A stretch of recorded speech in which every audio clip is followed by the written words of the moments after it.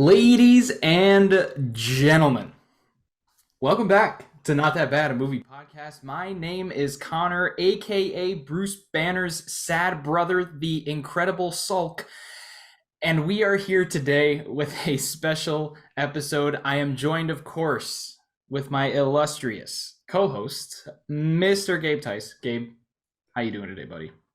Hulk introspect. Hulk ponder. Hulk I'm doing Ponder. good. I'm doing Good good. stuff. Yeah, we're talking about one of my picks today, so I'm very excited. This is one that has been destined to be talked about on this show. I kind of consider it the Rob Zombie's Halloween 2 of superhero movies. We're talking about Ang Lee's very interesting, poorly received um, How many uh, adjectives we have a long list of adjectives that we could give this movie, I think. Yes, it's the 20th anniversary. It came out in 2003, back when Connor and I were very young. I don't know about you, but I saw it in theaters um, when I was 5 years old. And I don't really remember watching it, but my mother tells me that at the end of the movie, I said, "This movie lasts very long time." And what a coincidence, because I said the same thing in the same tone and the same words when this was over. Oh my god. No, I'm just kidding. I'm just kidding. That's very funny though. This lasts a long time. That's good. Yeah. No, so it was my least favorite superhero movie as a kid, but now obviously that has changed since I recommended it for this podcast. I have a huge soft spot for this movie. It's not perfect, and I would like to hear your background with it. But just to lay the groundwork, I'm not going to be arguing that this is a masterpiece or that this is that people were wrong to not like this movie. It kind of flopped a little. When I say that, I mean it was profitable, but it didn't make as much as people were expecting. It was no Sam Raimi's Spider-Man, and obviously they've had to reboot the Hulk since. And this movie just sits in a really awkward place in the history of comic book films. Uh, but there are those of us like me who have come to really appreciate it. That being said, Connor, why don't you tell me about your history with Ang Lee's Hulk? Yeah, it's funny because my history is very interesting with this movie. So it came out when we were just little tykes. You know what I mean? We were pretty young when this came out. I think I saw it probably 2004 when it hit home video release, and I didn't recall much of it. I remembered very vague images more than anything. Not that I was too young to remember it at that point, but I just when you're a kid, some things stick with you, some things don't. Why do I remember things that happened on a WWE Raw in 2003, but not this? I don't know. But yeah, this is gonna be interesting, man. This movie's got a 62% on Rotten Tomatoes, which was higher than I thought, but it is sitting not so pretty at a 2.4 on Letterboxd. So this will be really Yeah, interesting, man. yeah. This is a case that's usually the opposite of most comic book movies, definitely MCU movies, where the critical reception was a lot better than the audience reception. Now, critics weren't over the moon about this movie. Audiences, for reasons that we'll get into, were not having this movie. Uh, and I don't know if a sequel was ever seriously considered, but even I, a big fan of this film, am not surprised that this movie did not generate the next, you know, X-Men franchise, Spider-Man franchise. Then again, and I think this is something we should talk about. I'm not sure if the character of Hulk will ever be a good vehicle for a franchise like that, but that's a story for a later time. And I think we should go ahead and start talking about the things that we like about Ang Lee's Hulk. I think so. I'd like to hear. I'd like to hear you get started here because the first thing that I have to say is something that I normally don't do, and it's very rare of me to do. So I'd like you to get started. So let's kick us off here. What do you got first for us for something that you like about this movie? Yeah, my pros for this movie are stacked, so I'll try to get through them very quickly. But overall, I respect the ambition and the audacity of this movie so much. It's kind of like a gateway drug into auteurism, for like a young lad, like to see, no, seriously, Uh, to see the kind of vision and weight that a director can bring to a project. Because this is Ang Lee's baby. You know, he was coming right. hot off of Crouching Tiger, Hidden Dragon, and a couple of other big hits. And he had the clout to say, you know what, instead of making Hulk just some, generic smash him up type of action flick, which I think is what people would have wanted, frankly, he wanted to make this a Greek tragedy. And to some people, that just doesn't make sense. They think it's a weird concept to take the green giant in purple pants and try to make something that emotionally grand out of. Um, and there's it's uneven. The result is uneven, but I kind of love it for those imperfections because no matter what, I'm always going to love what Ang Lee is doing. But the reason some people are coming around to this movie is because the themes are very resonant. And that's just something that colors my whole feeling about the movie. So I'll get into kind of more specifics later, but I'd like to turn that back around on you, Connor, and tell me what is this unorthodox pro you have? Well, anybody who knows me knows that I try to be as respectful with certain topics as I Oh, can. damn it. One of what's a, oh no no I was no just no no no anticipating no something. no no so I go a little overboard with that. I tend to not do a lot of things, and one of those things is swooning over people in movies. I think it's weird how every time a dude watches a movie, he's got to be like, "Look at all these beautiful women." But I just want to say one thing about this movie and go a little off character for a moment and just say Jennifer Connelly. Wow, dude, what in the hell? It blew my mind watching this movie how gorgeous she was. But on top of just being drop dead gorgeous in this film, as she is everywhere, she kills her performance. I love her in this movie. I'm surprised to see that some reviews said she was completely lifeless. I don't agree with that at Hmm. all. So yeah, I'm over here just absolutely awestruck with Jennifer Connelly and her performance in this movie. Okay. And I don't normally do that. I don't usually partake in those conversations about like, oh, this actress is so pretty in this film or oh shit, stuff like that. But I mean, it's Jennifer I can't Connelly, avoid it in this one. I don't Exactly. think you are not the first nor the last person to point out Absolutely not. how, let's say, telegenic Jennifer Connelly is. I mean, she's she's a star for that reason, because I mean, she's got that, she's beautiful. And like you pointed out, I mean, she's a great actress. Yeah. I think she had just won an Oscar for playing a kind of similar role in A Beautiful Mind, where she was also the companion of, let's say, a tragic scientist. We'll Um, say that. she's doing what Ang Lee's asking most of the actors to do, which is walk this tightrope between repression and really powerful emotion.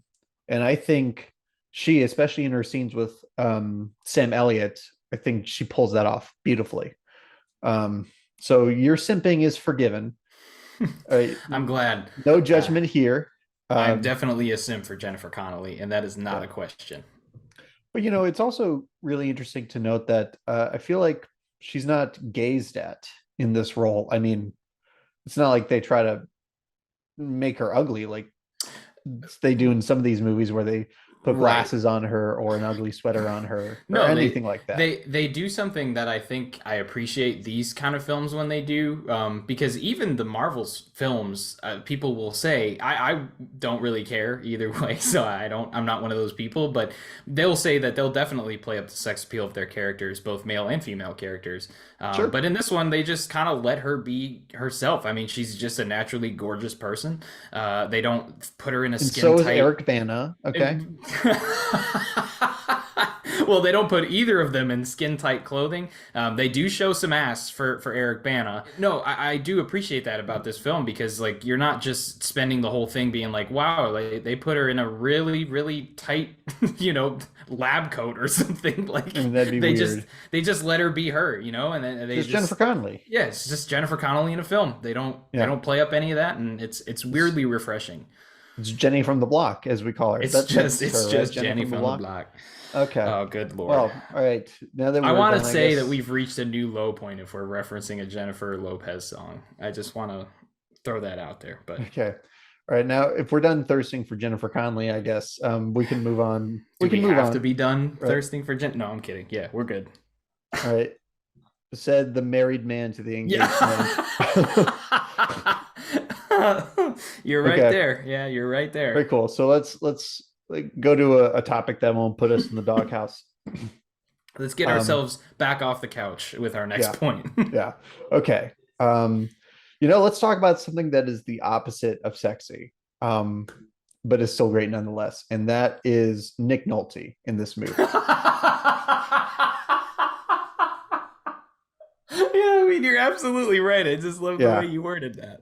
yeah. Oh Okay, God. so no, real talk. So there are two things about this movie that, no matter the flaws that I will acknowledge, there are two things that just are so perfectly executed that it still really frustrates me how little this movie is credited for what it does right. Okay, two elements.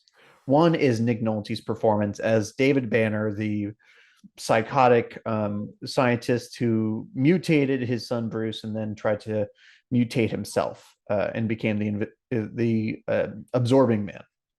So this was at a low point for Nick Nolte's personal life. He was actually arrested during the production of this movie, and there's an infamous mugshot of him. I don't know if you've ever seen that. Oh yeah.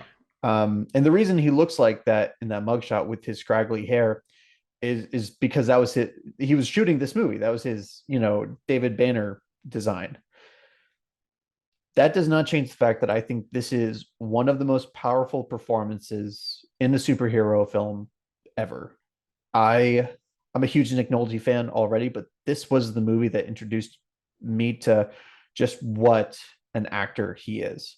He has this rugged gravitas that can take even some of the sillier things that he's given to do. I think he gets so much tragedy and so much psychosis out of this character, and that speech where he confesses to the murder of his wife is so moving that I don't want to hear a word um, otherwise. I don't want to hear any jokes about Nick Nolte.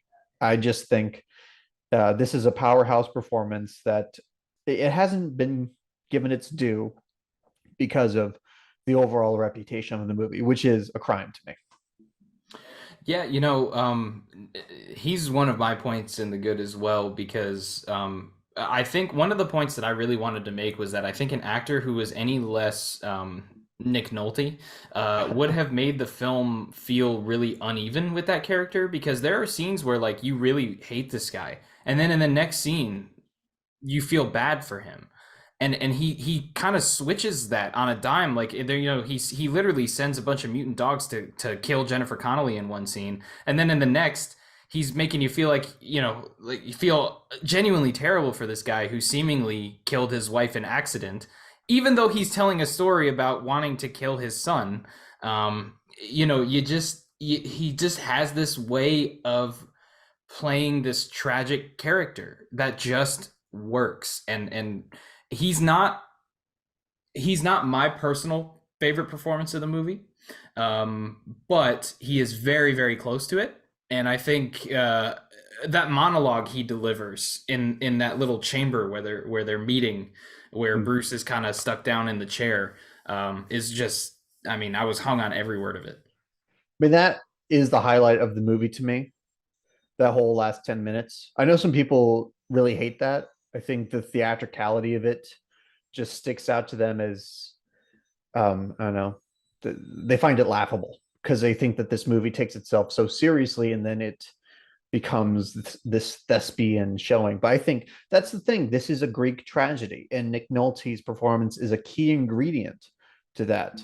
You know, he in Greek tragedies, the gods are flawed, and the demigods, their children, have to really answer for the sins of their parents or carry the burden that their parents give them.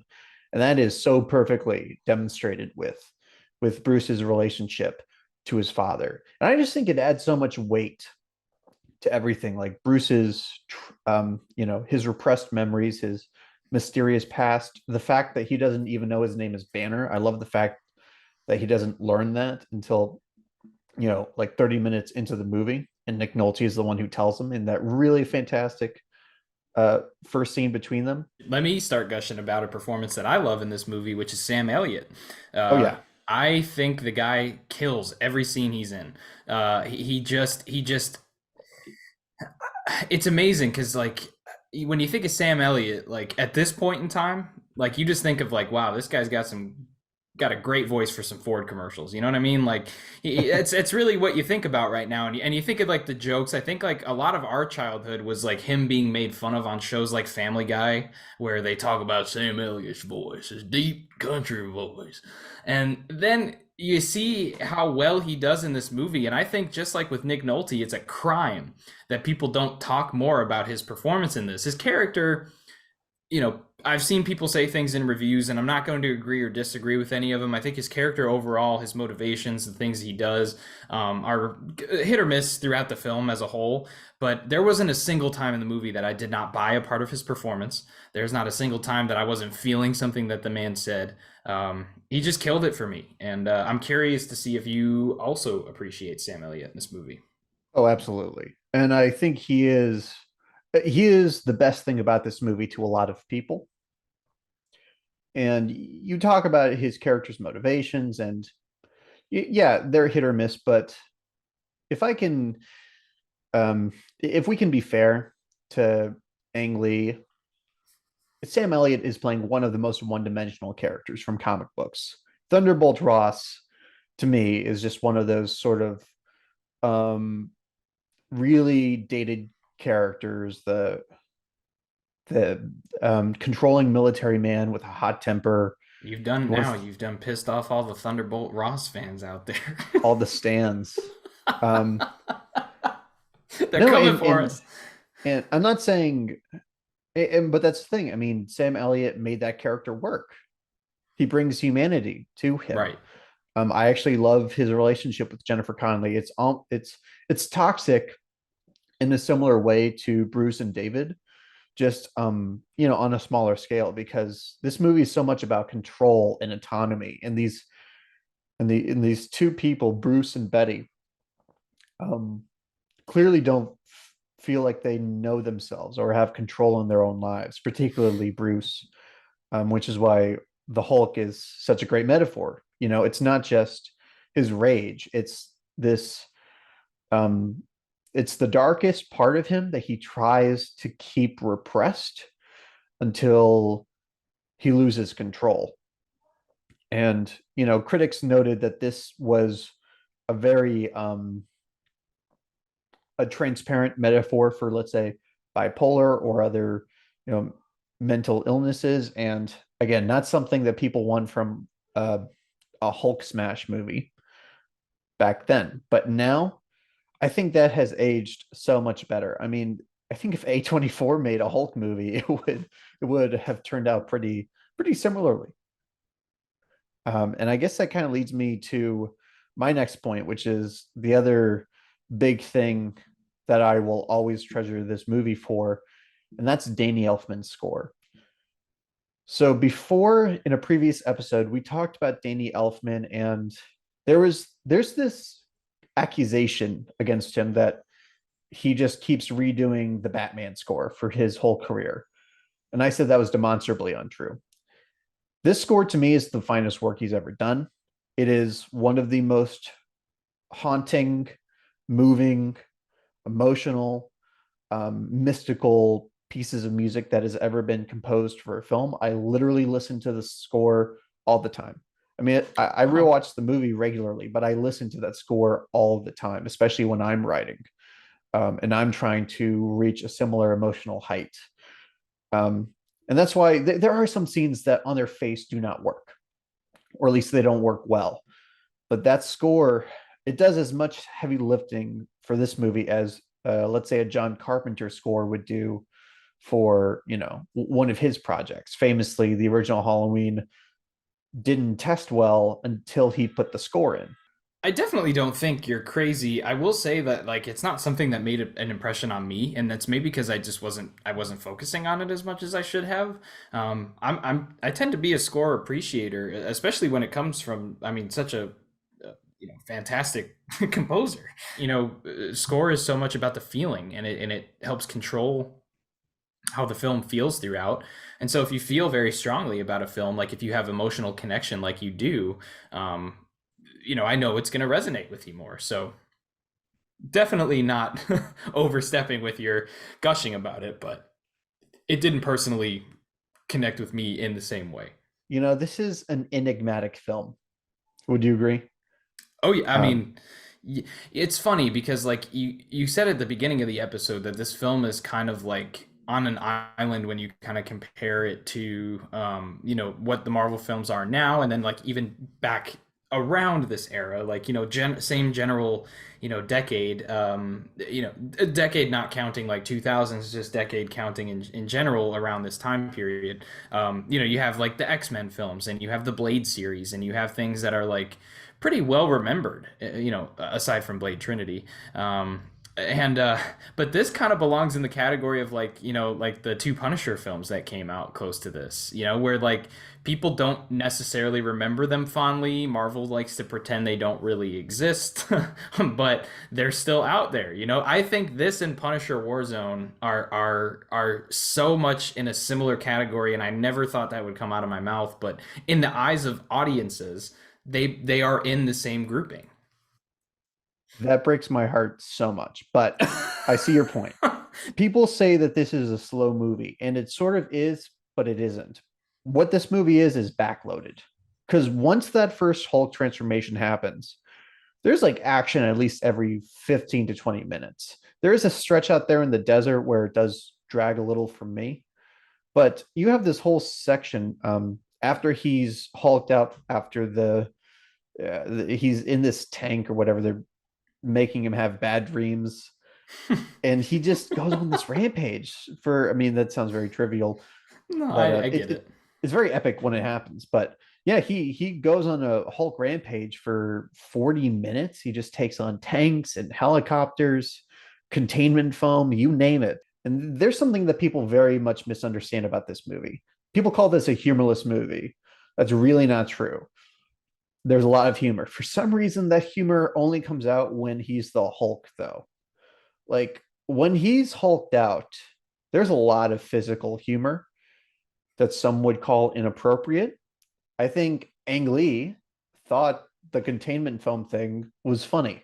This is a movie where the Hulk represents trauma, and the Hulk accidentally hits himself in the nuts. And there's even like this crunching sound effect. Oh, that's even better. Damn it. I'm gonna need to go back and find this. And people are so stuck on how sad this movie is and how mopey it is that sort of thing flies right by them. So this sounded a lot more positive when I started, and I don't know if I've stuck the landing. Yeah, I think we're arriving to the point where we have to start talking about the negatives, or for me, the mixed, because there's so many things I'm just mixed on. So I guess that's the question. Did you want to do an honorable mentions section of things that you don't hate but you don't like either? Well, to me, this whole movie, there are very few things I outright don't like about this movie.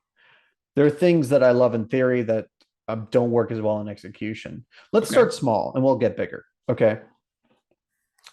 For a movie that is trying to be intellectual and sophisticated, there are a weird number of plot contrivances, screenwriting contrivances that don't scan even. Like, I think on a first viewing, you would notice that some things don't add up.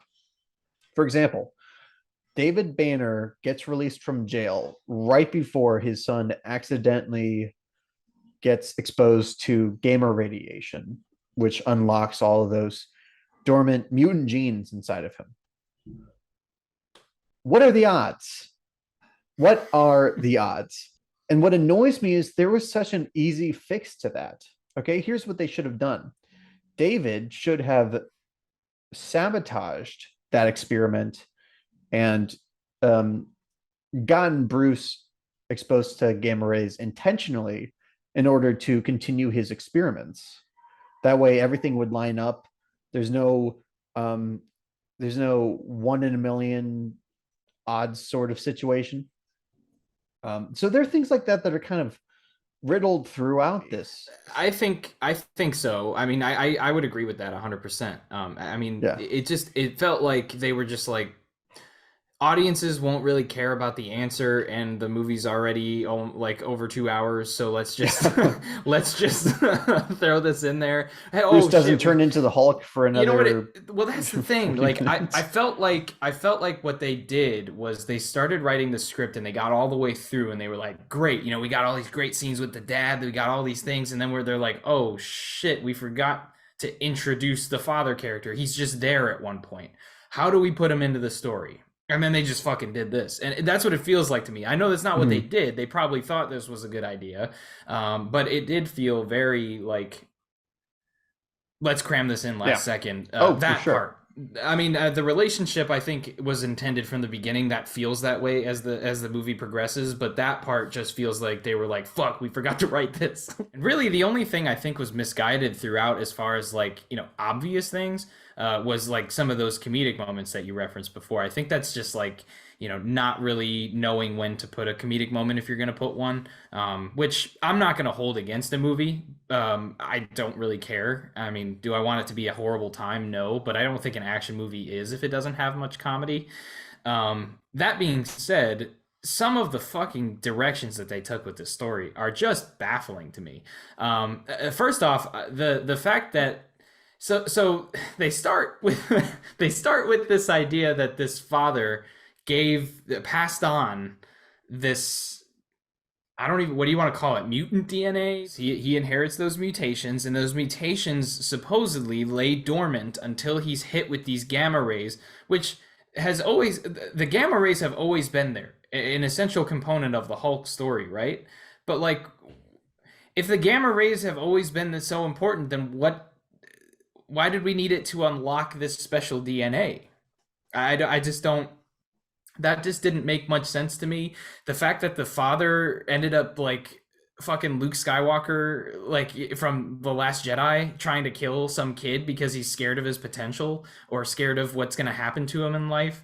This It is an just, unhinged man, to be fair. I mean, it he's is, but doing mutant like, experiments on himself. He has a god complex. I get it. And even that, like, that's the thing. Like, they could have easily gone the direction of, like, he thinks his father's a monster because of the repressed memories, and so it turns his father into a monster who's desperate to get back to his son that he feels he wronged.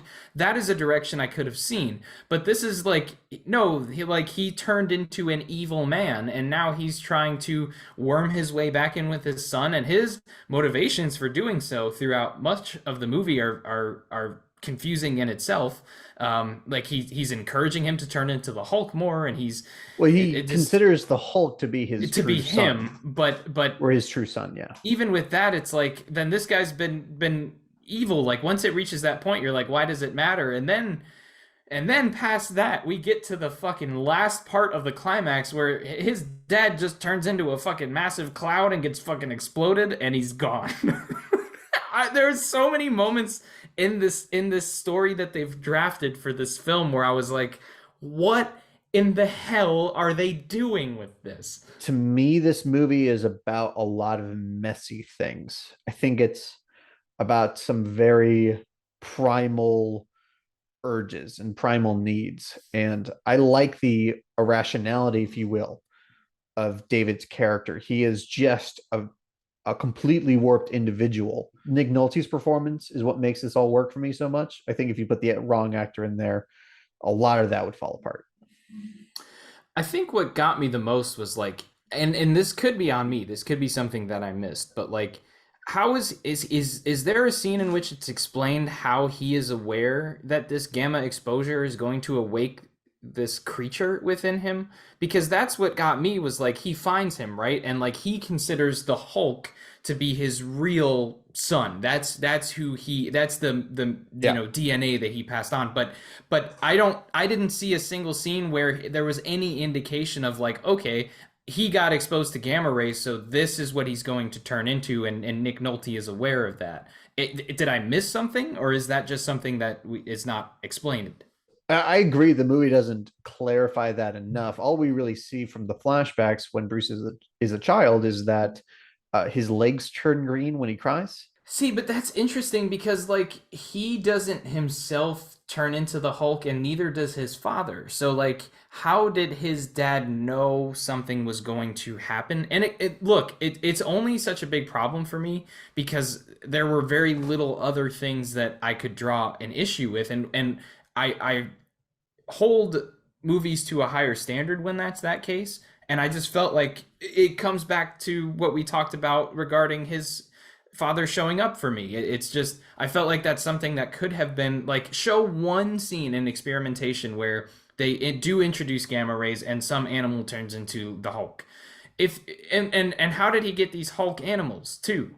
Yeah. Well, That's what he gets me gets too. these. He buys these dogs and then he mutates them with the same gamma That's the idea, but rays. Yeah. I just I don't know. There was some stuff that I think could have benefited from an explanation to make Oh that yeah. much less Oh yeah. confusing.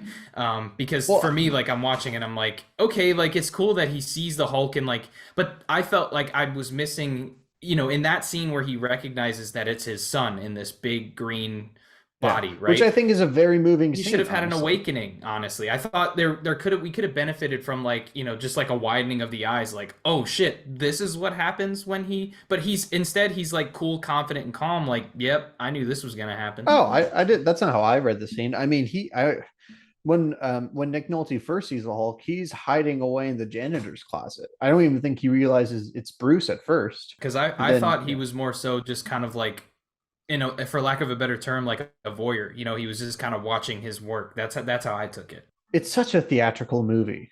The movie does not come out and say a lot of these things. I took that away from Nick Nolte's performance. Let me tell you another thing, though, right? And this is something even bigger to me in terms of being a contrivance.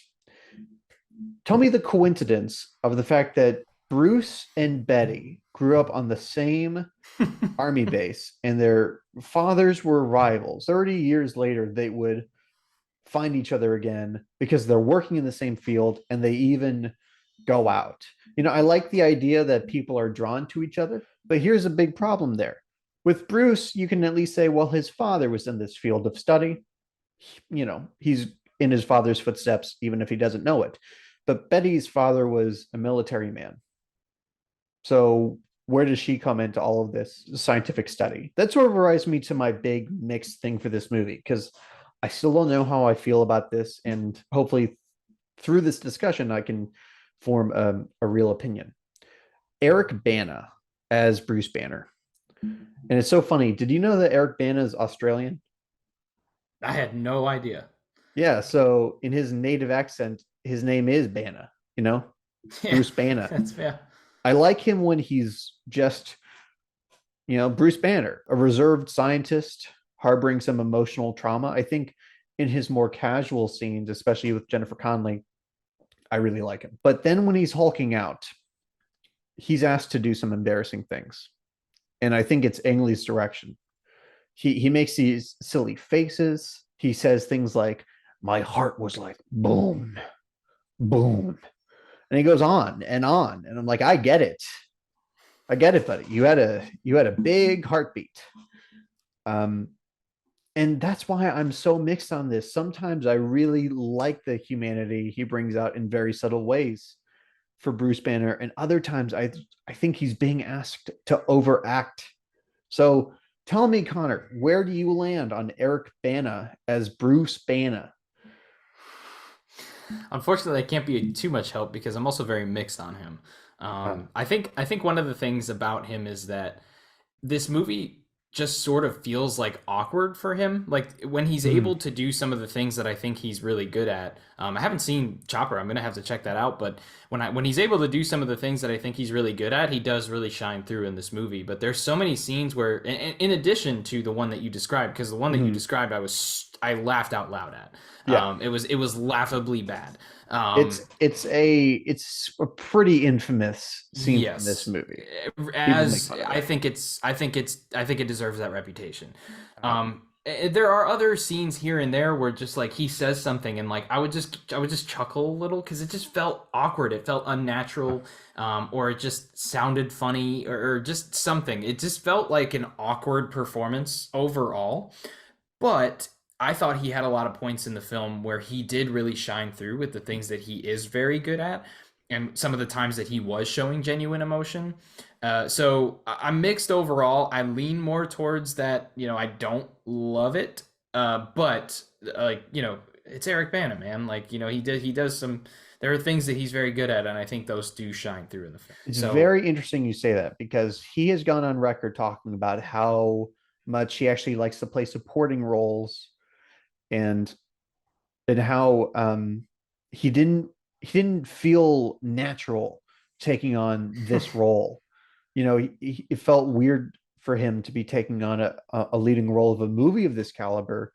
And so what he told himself is that actually Bruce Banner is a supporting character because the star is really the Hulk, who Eric Bana does not do the motion capture for. That was actually Ang Lee himself. Fun fact. what? Yeah. I had no idea. That's so funny. So I if had you no see the idea. behind the scenes, you can see Academy Award winner Ang Lee dressed in a Holy mocap suit, shit. fighting fake dogs, fake tanks, and I am watching that behind the scenes as soon as I can.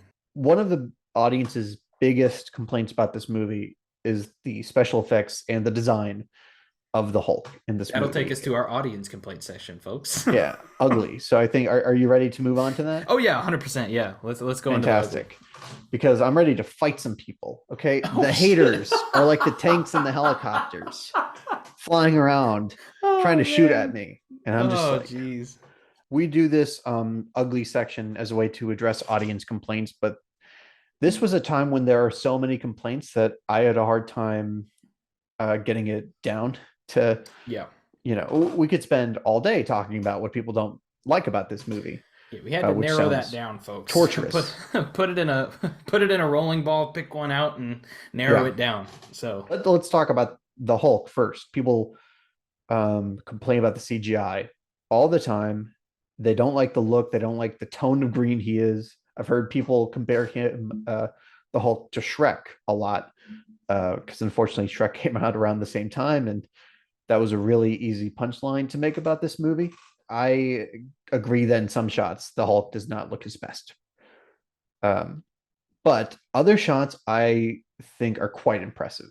There's one shot where he runs out of the base into the sun, and his muscles kind of move as he moves as he runs, and there's dirt and grime on him, and I think that's a fantastic shot. It's super good for the time, especially. Very few times was I taken out by the special effects in this movie. There is one shot of the Hulk walking around the base, and you see him on these surveillance cameras, and that looks laughable.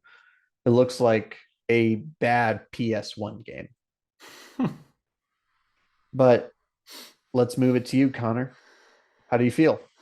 um, we've talked about this a lot on this show. We really hate to complain about special effects. I'll Yeah. say like the look of the Hulk. I think here's the thing about the Hulk, man. I'm very particular about certain things, and one of the things is I don't think they've ever nailed the color of the Hulk. I just like a much deeper green, like a deep, bright green. There's actually shots online of people doing like re-edits of this movie for like recoloring the Hulk.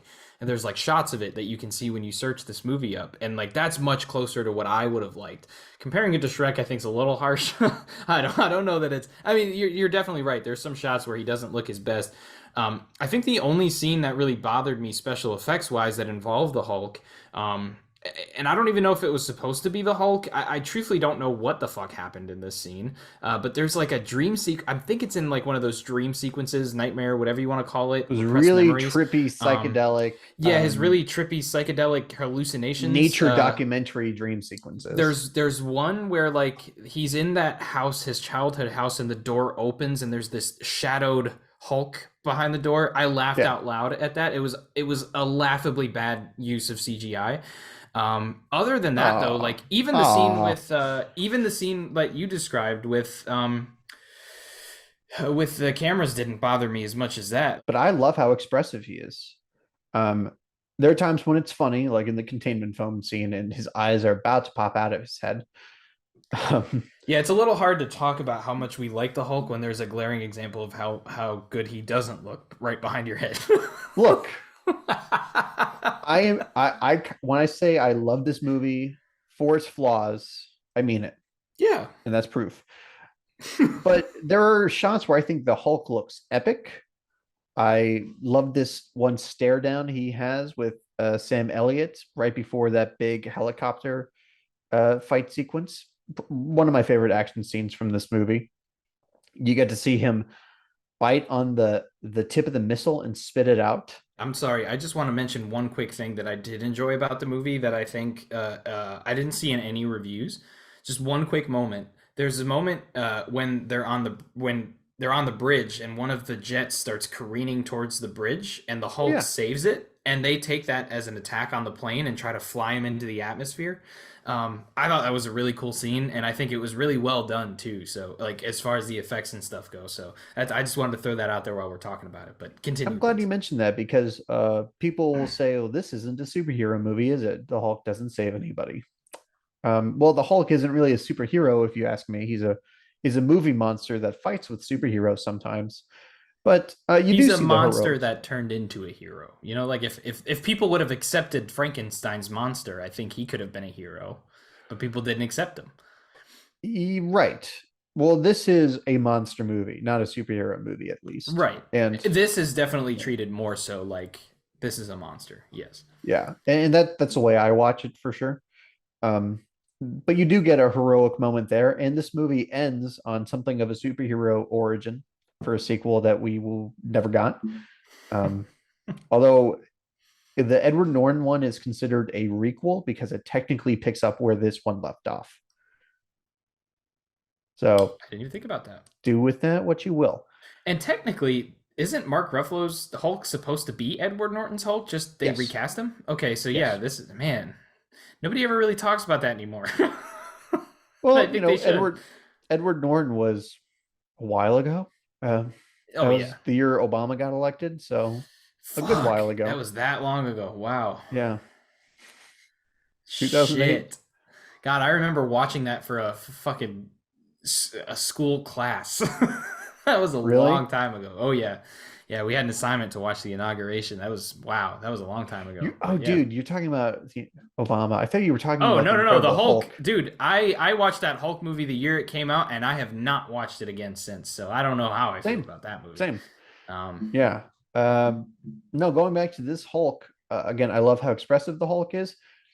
No matter how badly the effects might have aged in some parts, to me, it never gets in the way of feeling like the Hulk is a character. To me, he is still a fully dimensional, fully realized movie character.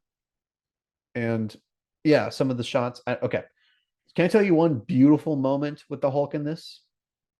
When he's just arrived to San Francisco and he's ready to take on all of these military men. And then comes Jennifer Connelly. And like like every straight man on the planet, the Hulk just forgets what he was doing and he just stares at Jennifer Connelly because he she wasn't the only one. yeah, Oh. because she is so pretty. We talked about it. The movie doesn't give you much else to look at, which I think again is a good thing. It They showed you did a Eric good thing Bana's in this. ass. What more do you want? He That's had a a good fair point. ass, you have That's to a fair admit. point. I'm not gonna comment on the rumor that I have a poster of that shot in my room. But you know, I'll just say Also, if I did, the printing would have cost a lot of money. when you watch this movie in 4K, you see You see the whispers of a penis in that one shot. You know the shot I'm talking about. Dude, all right. I want you to know that as soon as this is done, I'm making a T-shirt that says "Whispers of a Penis" and I'm putting our logo right underneath it. Oh God. Oh So, man, that's um, amazing. but to get serious for a moment, that is something that I remember even from the first time I saw this movie. I remember that scene of the Hulk calming down because he saw a pretty lady. No, Pretty lady. and he turns back into Bruce. And the thing that was moving to me this time is their whole problem was that Bruce seemed emotionally distant, and it seemed like he had a really hard time um, showing her how much she meant to him. And that was a moment when you see just how much she matters and just how much value that he had in their relationship. So it's just a really sweet moment. I think Danny Elfman composes one of the finest pieces of music ever for that. Go listen to the soundtrack on Spotify. A Man Again is the title track. So that's one thing, right? The special effects. I think the Yeah, big elephant. Yeah, let's make sure we don't let the audience calm down that much. Let's keep them raging like the Hulk and talk about another point in the bad section or the ugly section rather. fantastic segue, sir. Might I just say, fantastic segue. Gotcha, buddy. Yeah. Um, the real elephant in the room, I think, and I can't believe we neither of us have addressed this yet, is the editing. Would you agree? I have it in one of my sections and I saved it for this one. Fantastic. I guess we'll learn where it comes down. Would you agree that this is the most infamous thing about this movie? So I had told you before we started that I didn't get to read as many reviews as I normally do for this. And in the few reviews that I read, every negative review brought up the editing. Yeah. Oh yeah. It is. Every one of them. Yeah. Um, People like to bitch, and people like to bitch about the editing in Ang Lee's Hulk. Um, y'all are nerds. No, I'm kidding. Fucking nerds. Wow. Um, That I think that's the furthest we've gone to insult our audience so far. Well, that's not true. We covered resurrection. Anyways, I'll continue, go. please. I'll go further. Oh Um, no. Now, I wrestle with this so much because it's so emblematic of the movie. I love so many of the transitions in this movie, and I love the editing sometimes. How else can I say it? I love it sometimes. Other times, it takes me out of the movie like nothing else. There's a Ah. shot where after Bruce Banner's wife tells David Banner that she's pregnant, um, like the way we cut to her going into labor is this little oval in the circle. It kind of grows and grows and grows with every laborious scream that she has while delivering baby Bruce Banner. Like up until that moment, the movie has been so stern and has been so scientifically minded, and then he dropped that on us. That is so emblematic of the movie to me, and something that let me tell you this: I would not have this movie any other way. I do not wish that he had edited this like a traditional movie for all of its flaws. But tell me, Connor, where did this end up for you? I hated it. I hated the editing. Man, it bothered me so much throughout the movie. There were so many points where I was like, what in the fuck are you doing? Now, look, we've talked about appreciating unique transitions in movies before, and very minimally we talked about it in our episode about Dead Silence because there's quite a few. I mean, James Wan is a man who likes his unique transitions. At least he did early in his career.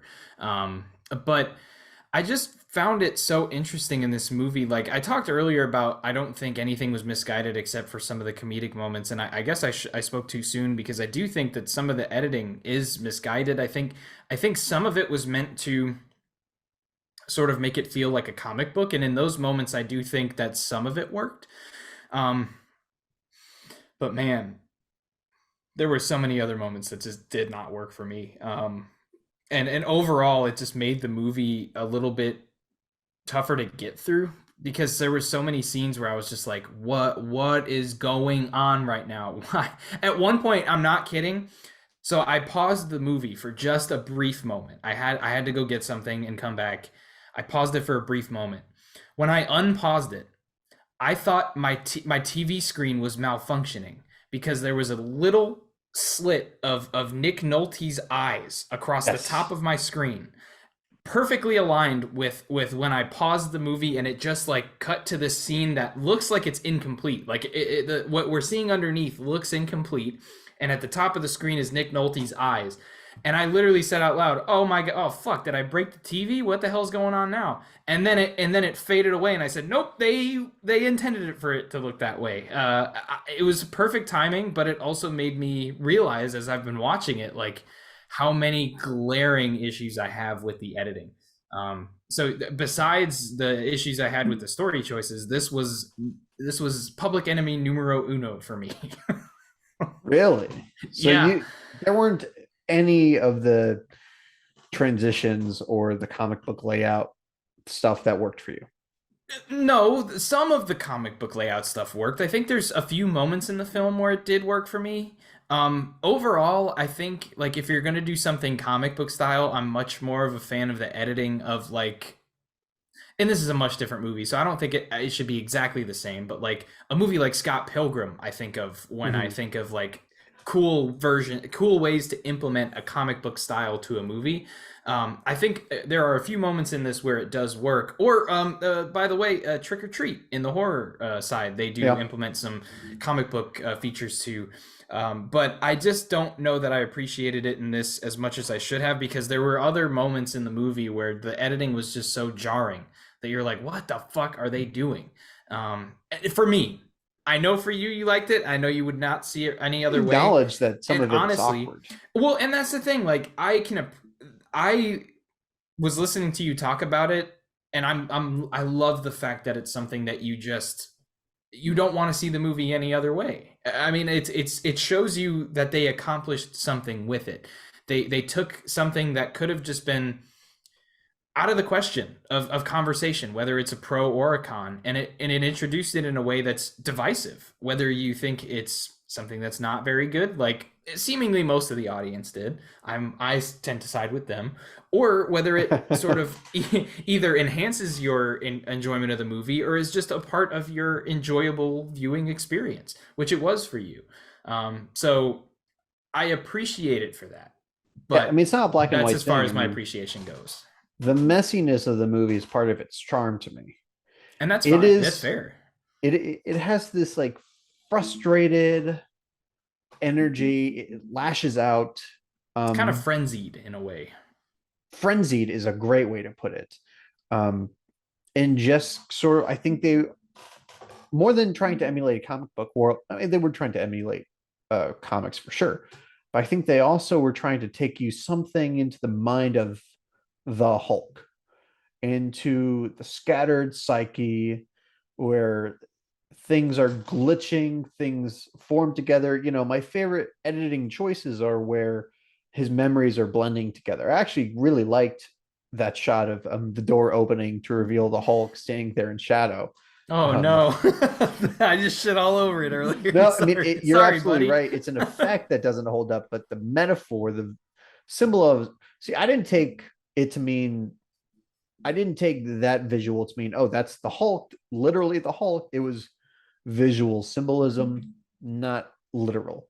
That being said, I feel like I've said that a lot because I praise it and I'm like, well, it still didn't look great, did it? But uh, yeah, this is a warts and all type of movie. Um, and you know, you look at where comic book movies were at the time, and this was such a growing pains era for that genre. You know, we had gone over the embarrassments of like Shaquille O'Neal's Steel or Batman and Ramen, but there was like this overcompensation of trying to prove no, no, no, these movies can be for adults. These movies can be dark, they can be sophisticated. Well, I and like they can this. also still have an appeal for the family, which I think this still does have in some ways. Well, I hated this movie as a kid, so I'm not sure about that. Well, But it tries to like an X-Men. X-Men is like very much geared towards adults, but it has appeal for children too. I don't know about you, but I loved X-Men growing up. I was Um, mixed on it. I mean, obviously, my superhero movie of choice was Spider-Man. right, which also is sort of the same way. I mean, it's That's the definitely best over movie the in terms top, but of what you're talking about it's sophisticated and adult, but also kid friendly. I mean, it borderline made for kids with enough material for adults to appreciate. You know, at least yes. adults who are still children at heart, right? Well, Spider-Man though, like it's one of those things that like, and it's I hate to even put these in the same conversation because but I promise it'll make sense. Like it feels like something that was made for kids that adults also love, which I think is like the perfect way to make a family thing. Like growing up, like still to this day, my family and I are quoting things like SpongeBob and Chowder. Those are like kid shows, right? But they have things in there that like I'd go turn on Chowder right now or SpongeBob right now, and I do the same for movies. That I feel like that's how you should make something for a family experience. Make it like it's intended for kids. That's where like a movie like Batman Returns went wrong, and I think that's where a movie like this didn't necessarily go wrong, but they didn't necessarily do it like Spider. I mean, it's hard to nail how Spider-Man did that, but Especially with a character like the Hulk. Um, yeah, Obviously, I and the liked the directions Edward. they took, but Right. I mean, when I saw Edward Norton's Hulk, I liked it as a kid, although I think there's a reason why I haven't rewatched it. Whereas this movie lives in my head just rent free. Um, in a way, this movie haunts me. Um, oh, it it haunted by Hulk. haunted by Hulk ass. You saw that, right? There's Hulk ass.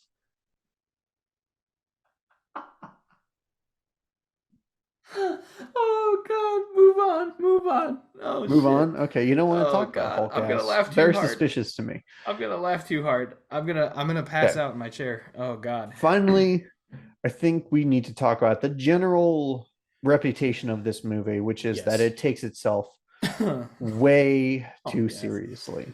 Good lord. If Hulk wasn't, I want everybody to know if Hulk wasn't trademarked, I would merchandise the shit out of Hulk ass.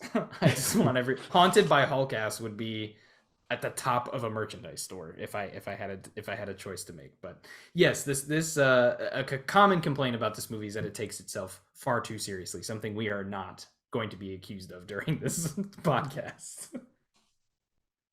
I think we could take ourselves more seriously. I think we could. Yeah, but we Could won't. is the key word there.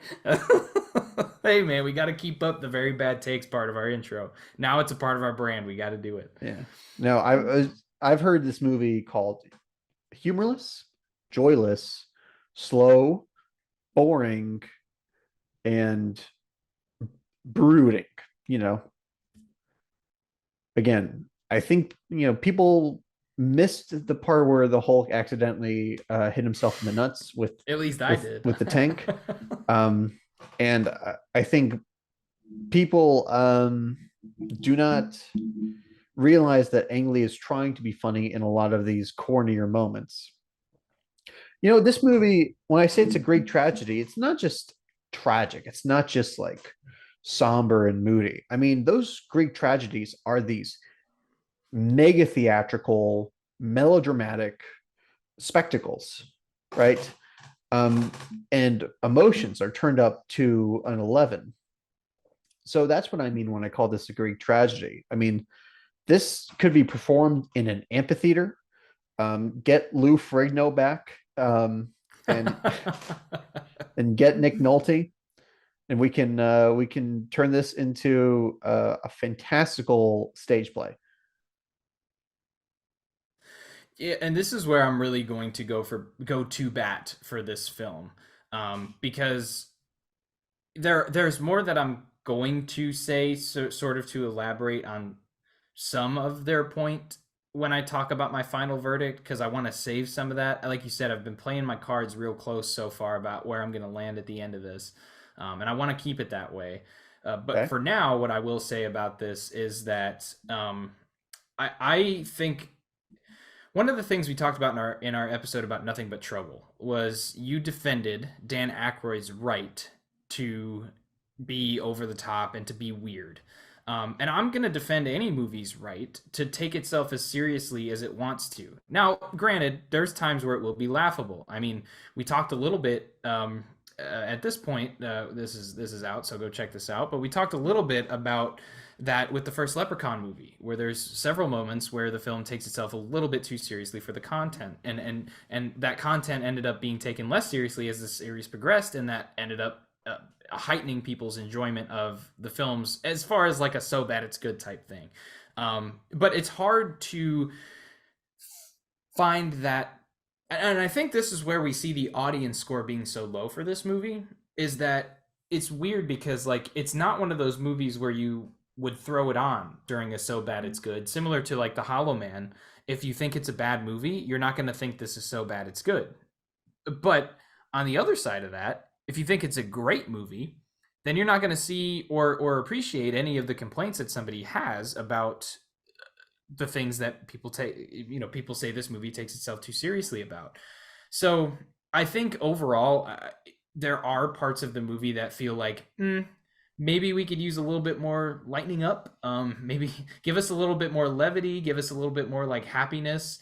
But overall, like this is the story they were trying to tell, and nothing felt unintended as far as the dramatic scenes go. Well, And some of I it does. I think some of the stuff with Eric Bana that we were talking about well, was unintentionally. I think like unintentionally funny, I think is the other side of it, but I think they never tried to be boring, and I don't think they were boring at any point. Well, no, I they think didn't try to that's be boring. I didn't well that's no, like they didn't exactly. I think that's what I'm trying to say, right? Like no filmmaker when they're making movies is like, okay, this has to be a very boring scene. But a lot of filmmakers in in movies, some of which we may or may not have covered on this show so far, uh, make very boring films or boring scenes. And I didn't find myself bored at any point in this movie. No, no, no, no, no. And so, in that way, I think the only thing that they really did, and that goes back to the misguided parts of the comedy, I think some of the things that weren't supposed to make us laugh did, at least for me, and some of the things that were supposed to make us laugh didn't land or apparently didn't get noticed. So, yeah, I don't know, Because man. that's how subtle the humor is. It just goes straight over your heads. I mean, you I have to be think a that's a real lot of people's connoisseur issue. of comedy. Right. Well, well, um, but I think that's a lot of people's problem is like we've seen that general audiences especially don't love subtlety in films. They love well, okay, some it's not that. subtlety, I'm not. but not comedic subtlety. I'm not trying to say that people were dumb for not No. appreciating the Right. different tones. Okay. I think what I'm trying to say is, and I really want to get to the heart of this. So, you know how the MCU has its own style of humor, it's its own Right. brand of humor, that self referential, irreverent, quirky, quippy humor. You Right. know, this movie has its own sense of humor that people didn't register as humor. The same way that people think it's really funny when the Avengers go out to eat souffle or tiramisu or whatever. I think it's absolutely hysterical when Nick Nolte says, I can partake in the essences of all things. That's Is that because it his. sounds like a you line? It sounds like a line you would say in this show. It is just, I really love the idea of taking a simple, I, of taking a simple statement and turning it into this ridiculous sounding thing. I mean, saying I can absorb things is ridiculous, but it's simple and straight to the point. But Nick Nolte is so out of his gourd in this movie. His character, And Well, Nick him too, Nolte, probably. yeah, and Nick Nolte's having so much fun playing him that a lot of his melodrama um, just landed for me as lightening the mood. I just thought it was really funny because then he kills the guy, you know, because then he. He I'm does not doing a good crush the job man. selling this movie, huh? No, and I want to say, like, I'm going to also defend your right to laugh at those scenes. Like, even though I will admit that I laughed much more unintentionally than I did intentionally in this. Um, I will never tell somebody, and I think it's ridiculous to tell somebody that a movie's not funny. Or that a joke in a movie is not funny. I I guess I'm think not even comedy trying to is say one of the that most it's subjective things ever. yeah. I guess I'm not even trying to say that it's a comedy that people don't understand. I Right. think what I'm trying to say is that people say this movie's humorless, which I mean this is a very serious movie, except for the levity that Ang Lee chooses to put in key moments, and that levity manifests in a really different way than it would for a typical superhero movie. And it doesn't land with everybody. Oh, it does not. um, Yeah. Which is it why we're shouldn't really bringing it land up for here. me. Like I shouldn't. I mean, it's something that works in the moment of the movie. It's really hard to explain why it does work, though. And I think part of this too, and part of all of these complaints so far is like if you're already not digging the movie, if some of those other problems are really becoming glaring to you, you're maybe not going to be as Oh no, attentive to God no. scenes that would make you laugh. You're not really going to be. And if it normally would, if you were in a good mood, guess what? You're not anymore because you're not having a good time. So yeah, I think there are definitely things that can be said about it. I appreciate the nuance. And I appreciate your appreciation for it. I don't think this movie takes itself too seriously. It's very hard to take yourself too seriously for me though, so I'll throw that disclaimer out there. Yeah, and let me just say that my least favorite form of film criticism is telling a filmmaker to just make um, a simple movie or to make a dumbed down movie, if you will. I've heard people just laugh at the notion that Ang Lee wanted to make um, something very serious and dramatic out of the Hulk. Like to some people, that's just an inherently dumb idea. Well, then don't watch the Hulk movie. I mean, Ang Lee saw something very compelling in this material. He's one of our most talented directors, and I love the fact that we got this experiment, if nothing else, of saying what happens when you give an auteur like that the ability to make a comic book Greek tragedy. Um, I this movie is more of an experiment, and like the Hulk himself, and it's an experiment that is explosive and maybe caused more harm than good? Question mark. But it's still a spectacle, man, and we're never going to get another movie like this for the rest of our lives. No, there's no chance. There's no Yeah, chance at all. and There, some people that's a good thing, and yeah.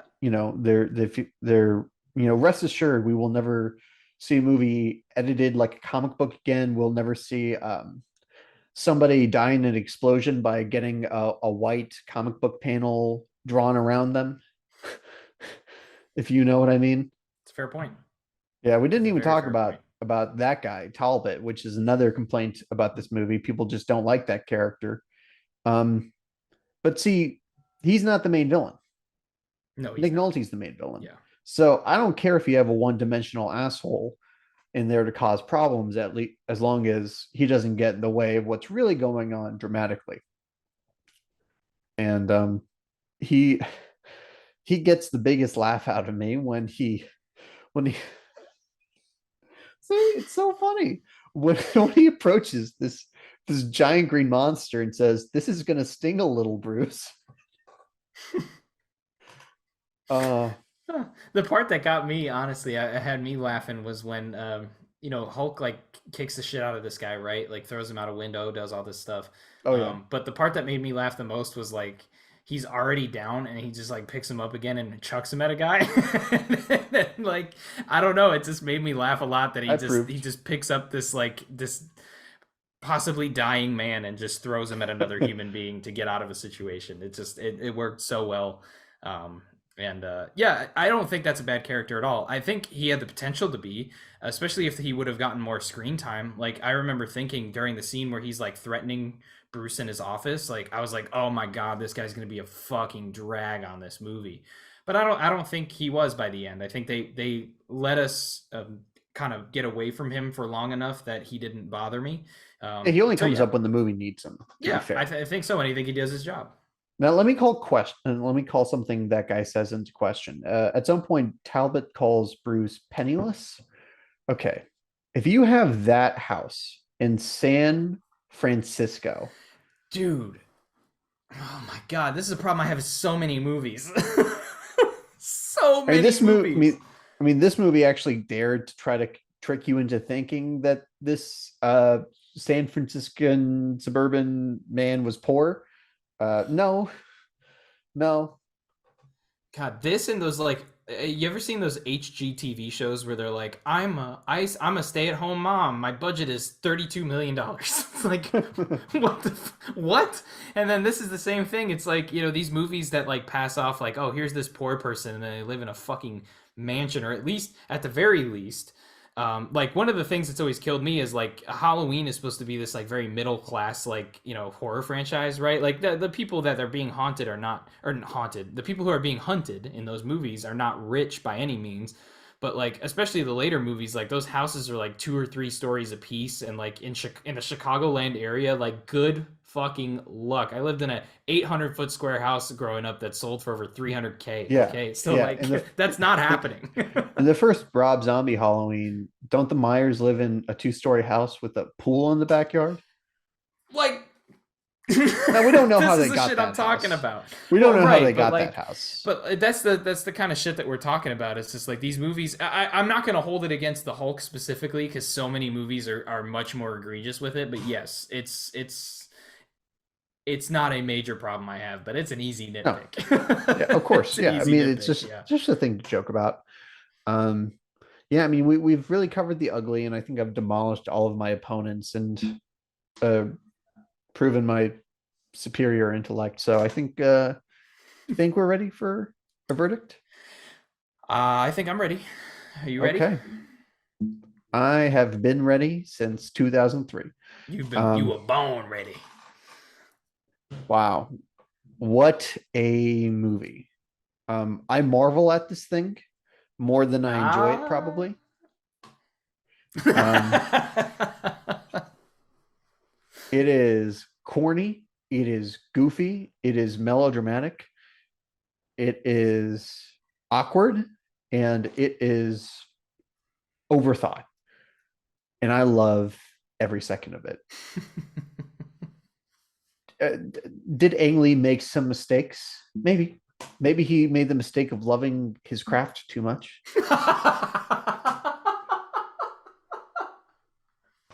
Hulk is not the best superhero movie, but it is the most unique, the most audacious, and one that I am so grateful that we have. Some pacing issues and some performance, I don't even want to call them issues, just things that got lost in translation, unfortunately, that could have really elevated this movie even beyond Ang Lee's ambitions. But he shot for the stars, and to me, he got the moon. I'm not going to call it actually great, but I'm going to call it actually good. It's a personal actually great, but I can only recommend it to so many people, and I can only defend it. Um, so so I can only defend it on certain levels. It's not a great Hulk movie if you are looking for Hulk smash, although you do get some great Hulk action and Hulk ass. But please, if you haven't seen this movie since the early days, if you just remember it being a somber, self-serious um, piece of trash, give it another chance. It it was put it was put together with too much talent and love, I think, to just be forgotten in the annals of comic book movie history. So there it is. That's my verdict. Very, very well said, good sir. Uh, and very happy to see you land there. Surprised we didn't get an actually great. Yeah, I was thinking about it. I'm definitely surprised about that, especially the way that you've been talking about it so far. But It's great to um, me. That, but yeah, see, that's the difference, right? Um, I a masterpiece, you can make the case for it being a masterpiece. I can't make the case that this is a masterpiece. I can only tell you the experience that I have when I watch it, and I just love it. well, I think there's different levels of actually great too. Like I don't think the Phantom Menace is a masterpiece, but I definitely called it actually great. Um, Which was so questionable. and to many, yes, I think many of my choices on this show have been questionable, and and I have I'm a reputation to uphold. that's fair. I don't. I've soiled that long ago. Um, so so let's get into my final verdict and see if I can either recover some of that or if I will lose more of it. So here's my thoughts on Hulk. Watching it back for the first time in roughly 20 years was an interesting experience for me. Like I've said, it's a movie I've danced around picking up for many years, just never have done it. And getting a chance to watch it for the show was a good way for me to do it because I got a chance to analyze it the way I analyze everything we watch on the show, which is let's just try to have as much fun watching this as possible. And if I can retain some stuff that's going to help me, I'm happy to do it. Um, Hulk has no indication of being a bad movie in any stretch of the imagination. There's nothing while watching the movie that makes me think that it makes me understand the thought of like somebody saying like, "Oh, it has this, this, this, and this. Oh, that's a bad movie." So many movies that we've covered on here have some of those things that I've been able to defend at times very, very passionately. However, one thing that I will say about Hulk on the other side of that is that despite the fact that it has nothing that makes a bad movie, I did not have a good time watching it. I did not Oh, enjoy my experience while watching it overall. I kept saying during my viewing that there's nothing that outwardly makes this a bad movie, and yet why am I having such a bad time watching it? And I couldn't really grasp that. I couldn't really understand. And the only thing that I've been able to come up with was that this movie just doesn't connect with me. And similarly to Hollow Man previously that we covered with Cody Leach, go check that out by the way. Um, I the movie just did not connect with me overall, despite the fact that I can admit it's not a bad movie in any way. So I'm going to very happily say that Hulk is not that bad. It does not deserve the reputation it has. It does not deserve the rating it has. Could have potentially shaved off a couple minutes and made me a little bit more happy. But besides that, despite my feelings about how I did not enjoy the film, I do encourage everybody to go check this out again or check it out for the first time. Watch it because it's one of those movies that I don't think deserves the kind of reputation that it has. And I hope one day that we can give this at least a little bit of a not that bad bump above a 2.4 because I think that that's a rating that I'm really sad to see it Connor, you're making me angry. No, that is a have. very fair assessment of You a wouldn't like it when Gabe's angry. it's a tragedy, and it's a tragically flawed movie in many ways. Um, I've gotten weird looks from people when I tell them how much I like this movie. Um, See, now that's sad. it is sad, but at the same time, I get it. It funny enough, it reminds me of a movie that I do not like, Batman versus Superman, Ooh. um, which you could accuse of sharing many qualities with Hulk. It is uber serious. It's dark. I would call that movie humorless. It's destructive and treats destruction as some sort of a spectacle. The difference is I know exactly what Ang Lee was trying to say with this movie about trauma, about living with your past, about living with abuse, being shaped by abuse, learning to embrace it. And I didn't even touch on this, but the ending is so moving to me because Bruce, who's been a victim the whole movie, which some people complain about, he's not proactive enough, but he's basically been a victim the whole movie of his father, of the government, of himself in some ways. And then he gets to escape and not only reinvent himself, but he gets to take the trauma that people have shoved onto him and he learns to use it for good. It's a small thing, but to me, that's more than most superhero movies can say for themselves in any regard. Most superhero movies don't have any level of emotion like that these days, much less something that, you know, an ending like that. Usually it's just like, and this person's adventures will continue in the next movie. Please check out our Yeah. Disney Plus show in the meantime. Please check out this Disney Plus show and 6 others to understand the context of the next movie. Yes. So apologies if I fanboyed too hard. Like Ang Lee, I just have too much passion and I have too much love.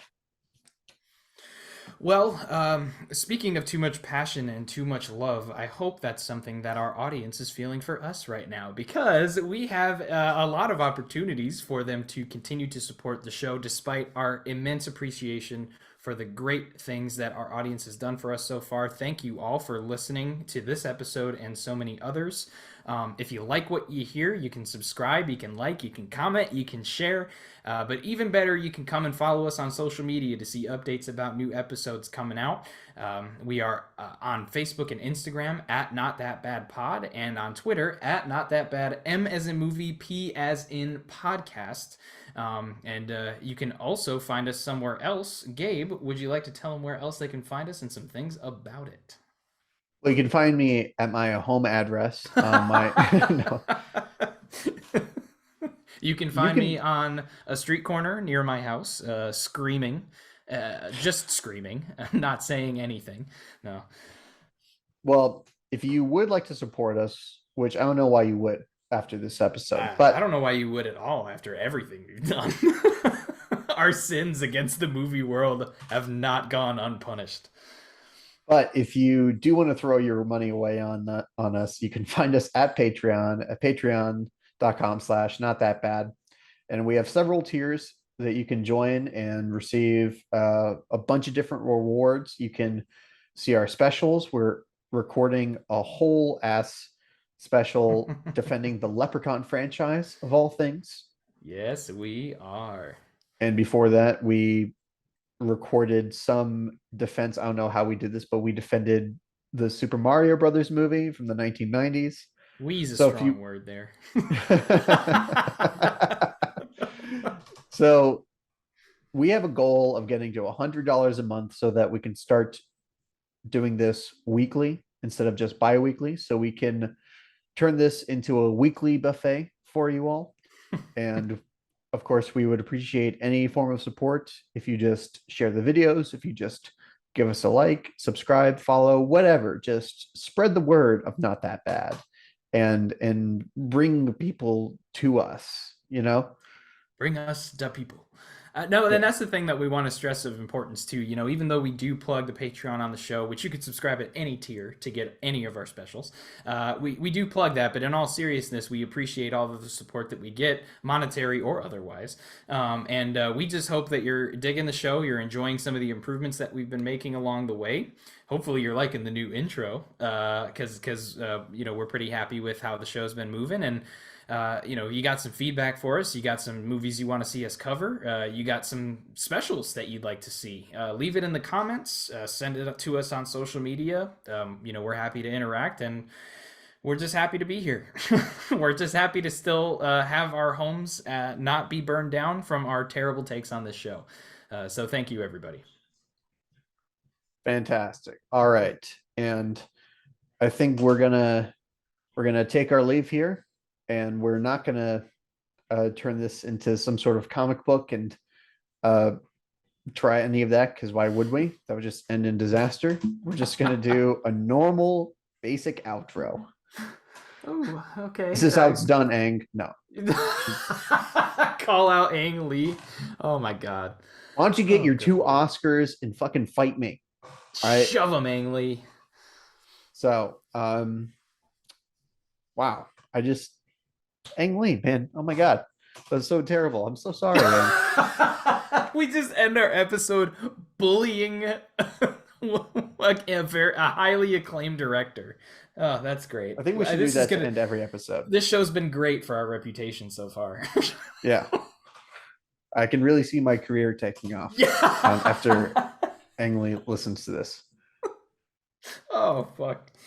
Oh Okay. no. What Can have we we done? close out before we Yeah, continue let's do to that. Yes, sir. Please ruin please our take us out. reputations? Please take us out Yes. before we will be canceled. Ah, this is self-destructive. Okay. All right, y'all. I am Gabe, I am Connor. and this is not that bad. Signing out.